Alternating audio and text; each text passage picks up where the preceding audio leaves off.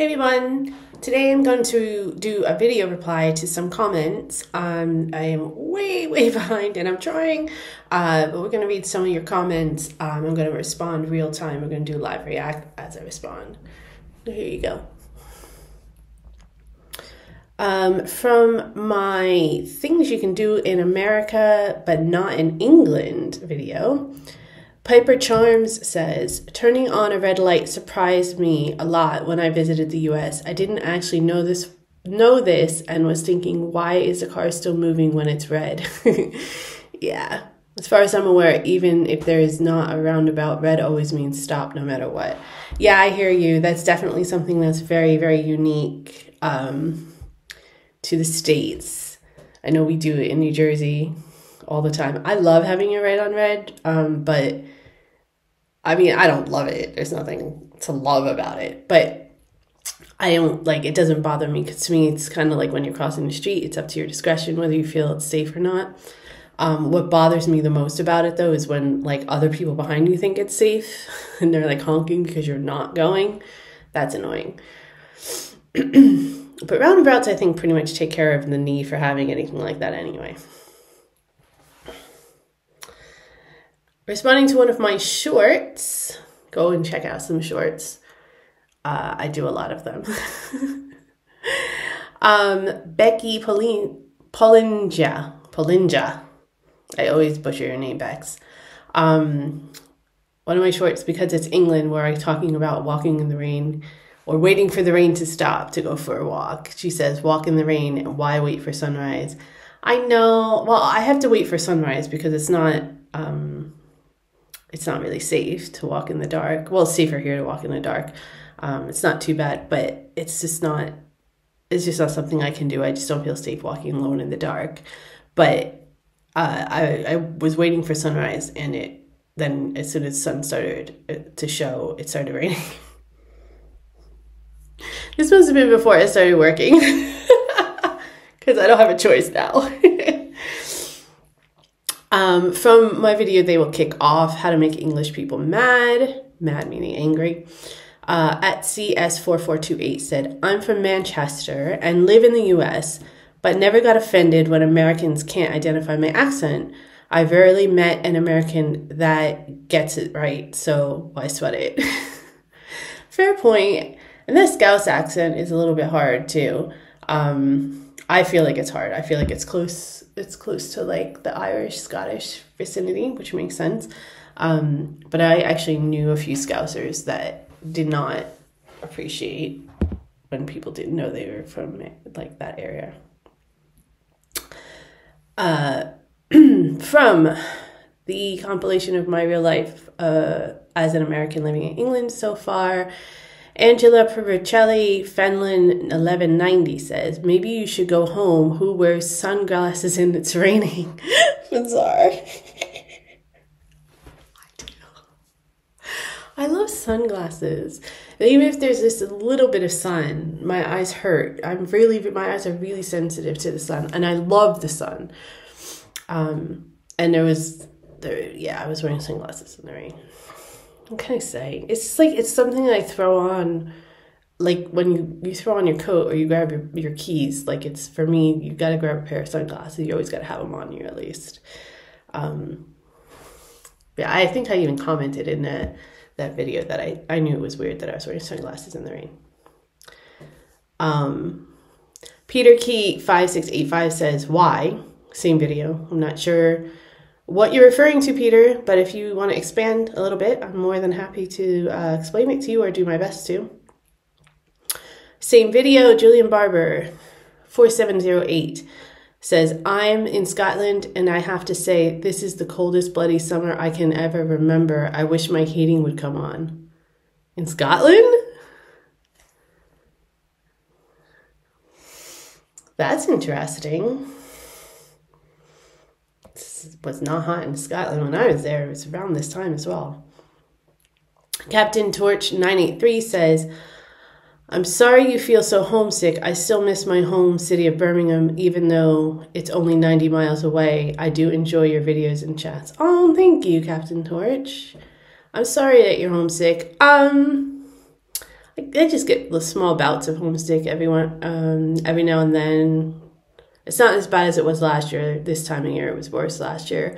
But I'm getting better, but I've also been really busy, so I think that helps. But thank you for the kind words, and I do hope that, you know, I mean, it's hard to not miss your home and where you grew up and what you're more comfortable and used to, especially as you keep moving on. But I hope you get to go back and visit someday soon.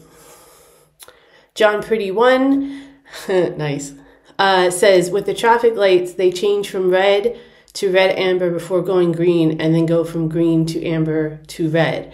The reason they do this is so you know when they're changing to go or changing to stop. Yeah, John Pretty One. The reason it's unusual for me and from my perspective is because in the US we have that when the light is green, it goes to amber to let you know that it's going to red, by all means, so that you can slow down. But I don't know any traffic lights where it goes from green to amber to red. It usually goes from green right to red. Excuse me. I don't know any traffic lights for anywhere that I've been in America where it goes from red, then to amber, then to green. It usually goes straight from red to green with no amber. And that's why it's weird to me. I'm not saying it's necessarily a bad thing or a good thing. I'm not really commenting on that at all. It's just, for me, it's very strange that it does that because we don't have lights like that in America, anywhere that I've been anyway.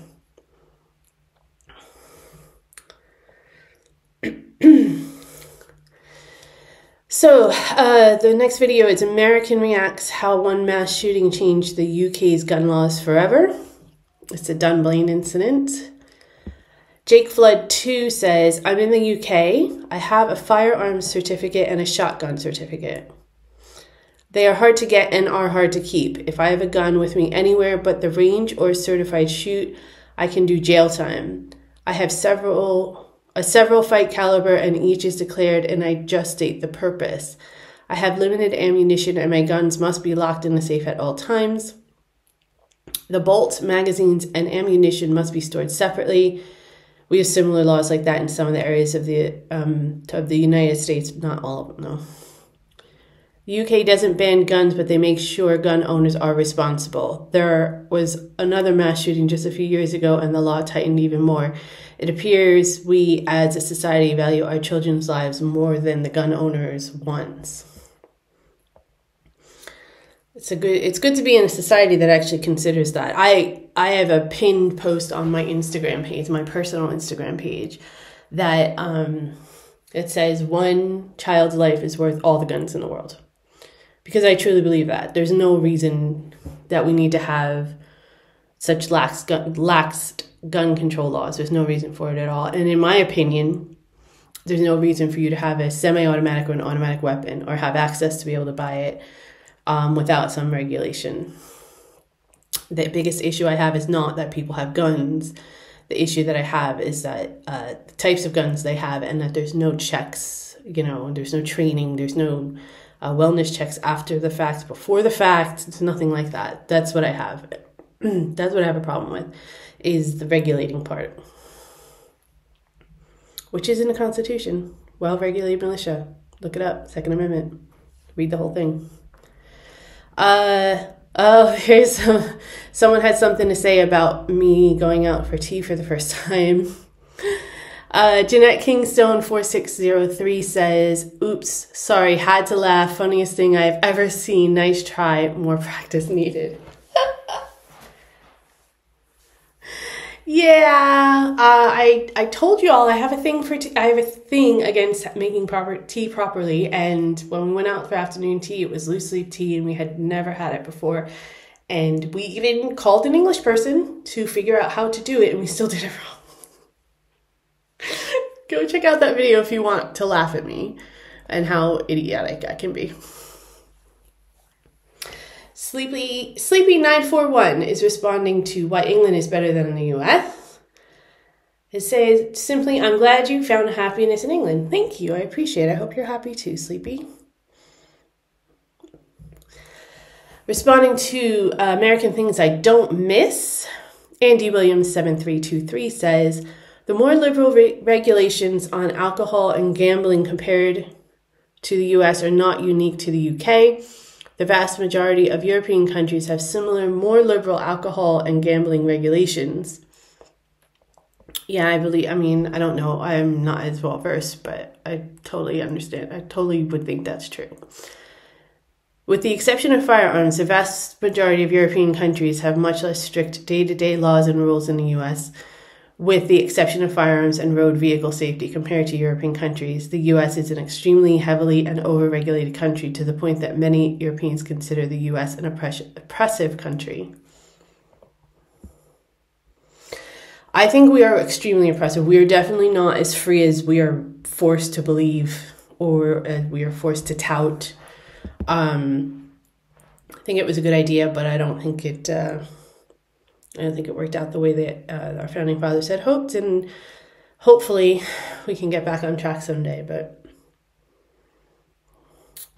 I do like that there's better regulations on guns, and I actually really like that there's better regulations on car safety as well, because some of the cars I've driven in my lifetime, because I had no money and I just had to get to work, I'm very lucky that things didn't get worse for me as I was driving, or someone else. The realities of English life that blew my mind. It's the next set of comments that's coming up. Moocher of Hortis. It's a good handle. Constitutionally, the monarch is a head of state. Is completely informed of all government business and state secrets. Yeah, I would think so. I mean, I don't think that there's much that goes on in the country that the king doesn't know about, or the queen didn't know about when she was around. I don't know much about constitutional monarchy, but I know that it's, it has to work in conjunction with Parliament, right? So, Derek Snutch says, how is it you come from the land of the free and we have more freedoms than America? Yeah, that's the thing. Like, we're just commenting on the other comment about being much more regulated, and U.S. being seen outside of the United States as an oppressive country, especially when you factor in the religious stuff, right? Now, the religious Christian fundamentalists are actually a minority in America, but they're so loud and vocal and they take up so much airspace that it seems like that's a majority.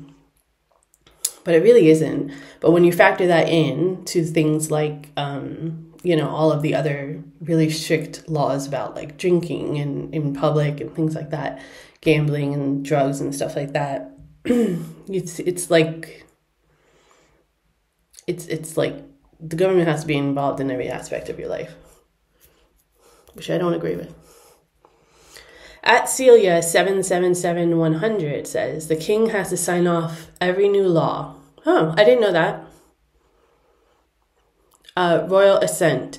The prime minister and the king meet weekly privately to discuss what's going on too. Yeah, that last part I knew. I knew they did meet. But I didn't know that he has to sign on every new law, and that's cool. It's good to know. Thank you for the information. I appreciate it, Celia. AFP Webworks, I suck, says, the monarch's power to dissolve parliament has been exercised once in my lifetime. Not in the UK, but here in Australia. In Australia, the power of the monarch is vested in the office of the Governor General. The Prime Minister recommends to the monarch in England that so-and-so be appointed Governor General. In 1975, the House of Representatives was in control of the Labour Party, whose leader was the Prime Minister Bob Hawke. Labour had more elected members, so it controlled the House. The opposition was the Liberal Party. Note the capital letter, the Liberal Party, it's the Conservatives, whose leader was Malcolm Fraser.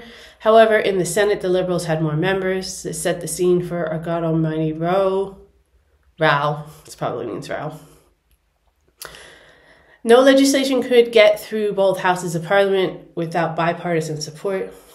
Does this sound at all familiar to Americans? I literally was just thinking, oh my God, it sounds like our Congress on a regular basis. Business of Parliament continued acrimoniously, but did not continue until Fraser decided to prevent the government from getting any access to tax money. Every year, Parliament is supposed to pass a supply bill authorizing money to be allocated to the various needs to keep the government operating. But the Liberals decided to block supply. This meant the government couldn't do anything it was supposed to do. Government shutdown. So Malcolm Fraser went to the Governor General and said, Labour Party clearly does not have the power to govern, so you should dismiss the Prime Minister and appoint me Prime Minister and I'll form a government. There's some toing and froing between the Governor General and the Queen, and eventually the Governor General decided to dismiss Prime Minister Bob Hawke and his government and appoint Malcolm Fraser Prime Minister of a caretaker government. That means it has limited powers until an election is held, and call an election where both houses of Parliament were dissolved. Normally, only half the Senate is elected each election, but this meant all the Senate seats were vacated. See, that's what I'm saying. Like I was saying in a previous video, that the monarch has more powers than I realized, right? And that's what I'm saying. Like, obviously, it wasn't ultimately the Queen's decision, who was Queen at the time. Obviously, it wasn't ultimately her decision. It had to be discussed and it had to be, really well thought out. But I like the idea of, like, if you're coming from America, I like the idea of if you're in this, like, gridlock kind of situation and nothing's getting done and the people are suffering, that there's a check to that. You know what I mean? There's a way to resolve that. Because in America, there's no way to resolve it. It's constant gridlock and American people are suffering so badly because they don't want to do anything. Unless, they get some money out of it or their friends do or something. It's terrible. Thank you for sharing that story, though. I really appreciate it. It's very detailed. And I do appreciate it a lot. AFP Webworks, thanks so much. Jerry Hemi 1368 says, sounds like you really like government control. No, I don't like government control. That's exactly why I appreciate the fact that there are more freedoms here in England than there are in America. Just because I like some regulation on things that are dangerous to society overall doesn't mean I like government control. The whole reason that I'm here in England at the moment is because the US is terrible. And I'm raising a young woman, and she is a second-class citizen in America in a lot of states. And every single day, her life was in danger. Every day she went to school. So part of the reason that I am here is because I don't want the government to be in control of her body, but I do want the government to protect society. And they're not doing either. I mean, that's just a basic thing. There's more details to that. But so I think that might be a little bit of your projection coming through. But I appreciate the comment anyway. To each their own, you're allowed to have your opinion. I appreciate it. Carlos Aradas 5926 says, technically you can give a kid alcohol at your own home. It is not as mad as it sounds. For us Mediterranean Europeans, it happens gradually at family meals. It should not blow your mind. No granny or mother gets their kids drunk with half a bottle of tequila or vodka.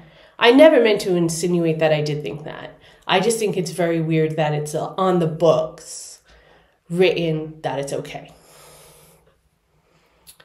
That's what blew my mind. And when they say 5 years old, 5 is really young. I thought maybe 13, 15-ish. I think that's the part that blew my mind, was the 5-year-old part. And it still continues to just... I just have to take a beat every time I hear that and be like, yep, that's right. It's not a joke. It's not all about that. It's more like the gradual introduction of wine and beer, possibly some liquor too, in a social setting, usually at mealtimes. This means that for us, there is no daring, transgression, or rite of passage associated with it. As we reach maturity, and binge drinking is far less common than in other cultures. Oh, 1000%, Carlos. I agree with it 1000%. And that's how we've raised our child. She's always had a little sip of wine with dinner. Sometimes at a party, I'll let her have a small, bit of Prosecco or something like that. Because we always, we never wanted to hide it from her, make it taboo for her. And I've seen a lot of people have that reaction, that binge drink reaction, especially when they reach their 21st birthday. There's people end up in hospital. It is a mess in America when it comes to alcohol. So I agree with it. And the thing that blew my mind the most was the the 5 years old thing, I think, really is what sticks with me as something that's so shocking. Harrison Andrew says, drinking and gambling is better managed in the US. We are way too soft on both. I mean, okay. It's a matter of opinion, but okay. I disagree, but that's okay. It happens.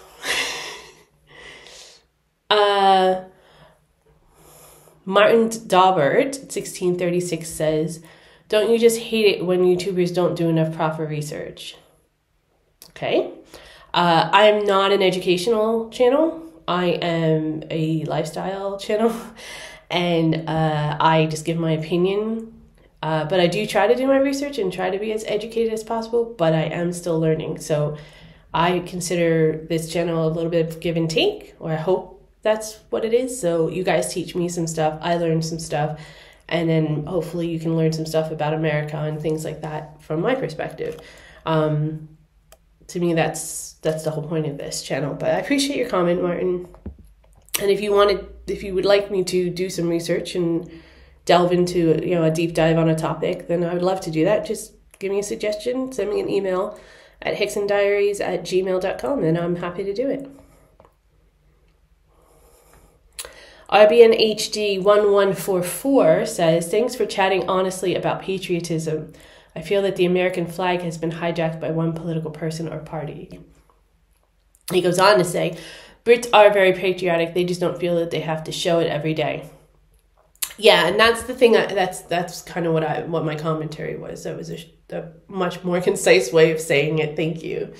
That's what it is. American patriotism is just so over the top sometimes. Whereas English patriotism, I always thought was not really there, but I've noticed in the last, even before I moved here, in the last couple of years, that it's just that they get extremely specific about their patriotism. They're not patriotic all the time because they don't feel the need to be. And so I agree with you 1,000%. Thomas East 7699 says, first of all, good, insightful, original comment. Thank you. It's refreshing. Oh, thank you, Thomas. And you're welcome. Glad you liked it. Just with the monarch, yes, they technically have a lot of power, but practically not really. If they employed their legal powers, they would soon be stripped of them by Parliament. Yeah, I would think there would be some major negotiating conversations behind the scenes before any extreme things did happen, especially in modern times. In my opinion, diplomacy always goes a lot further anyway, especially when you're running a country, I would think. All right, I hope you guys like those comments. Let me know if you have any questions or anything like that below. And if I didn't get your comment yet, please bear with me. I am trying. I'm going to do some of these videos and link this video to all those comments so you guys can just click right on it and see my reply to it. I really appreciate all of your interaction, and I will see you next time.